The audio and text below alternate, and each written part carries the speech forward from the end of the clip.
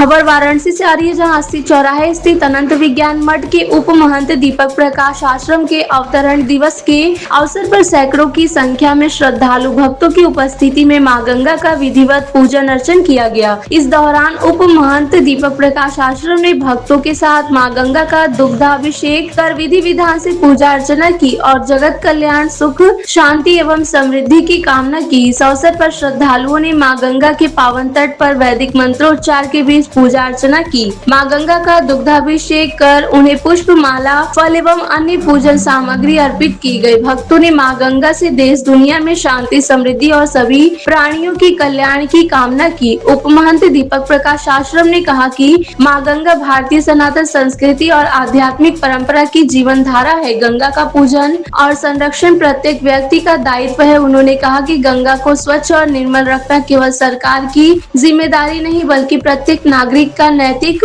कर्तव्य है। वाराणसी से धनेश्वर साहनी की रिपोर्ट। माँ गंगा का पावन तट है और आज आपका जन्मदिन है, आप आए हैं सैकड़ों भक्तों के साथ यहाँ पर, क्या कहेंगे गुरुजी? कोई विशेष कार्यक्रम?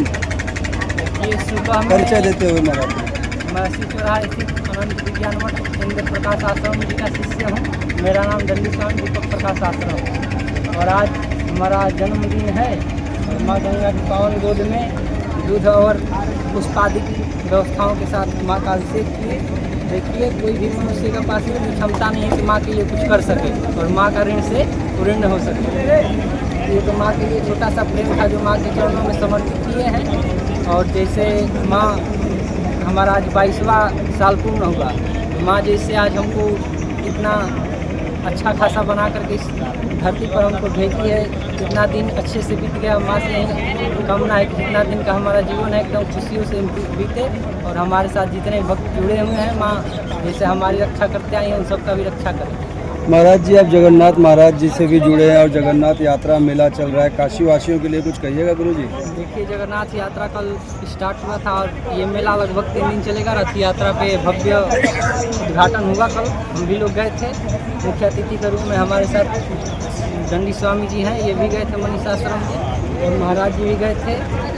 जगन्नाथ जी अपने देखिए, भगवान तो कभी बीमार होते नहीं हैं, लेकिन भक्तों के प्रति इतना जो भक्त भगवान के प्रति आसक्त हो जाते हैं तो भगवान का जो अपना कर्तव्य होता है भक्तों के प्रति करते हैं। तो माधव दास जी थे, वो भगवान के प्रति इतना आसक्त थे। इसी बीच उनका गृहस्थ परिवार छूटा, फिर उसके बाद फिर वो गृहस्थी में आए। गृहस्थी में आने के बाद उनकी शादी होते तो भगवान के प्रति और आसक्त होते गए। उसके बाद उनका परिवार खत्म हुआ, परिवार के साथ साथ उनकी पत्नी खत्म हुई। तो उनके जीवन का मात्र 15 दिन शेष बचा था। तो उनकी बहुत पीड़ा, बुखार, जुकाम हुआ, भगवान से यह सहन नहीं हुआ। तो भगवान ऊपर से अपने भक्त के कल्याण के लिए धरती पर आए और उनकी सेवा की।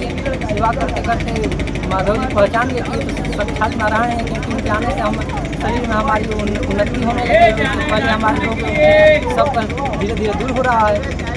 तो भगवान बोले कि देखो, मैं तो कभी धरती पे आता नहीं, जो भक्तों को कोई पीड़ा होती है, गौओं को, ब्राह्मणों को जब कोई क्षति होती है तब हम विविध रूप से अवतार लेते हैं। उसी अवतार के लिए हम तुम्हारे कल्याण के लिए आए हैं।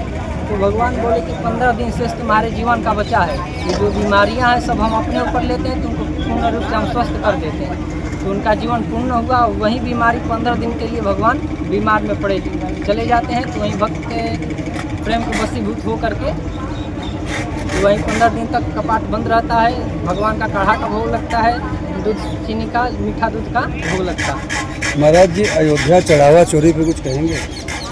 देखिए, ये योगी आदित्यनाथ जी और मोदी जी, इन लोगों को अच्छे संतों को चुन करके वहाँ रखना चाहिए। ये चंपत राय, ये तो गृहस्थ है, मंदिर में गृहस्थों को कोई लेना देना नहीं है। ठीक है, तुम्हारा मंदिर के प्रति आस्था है तो तुम जो चढ़ाया करो।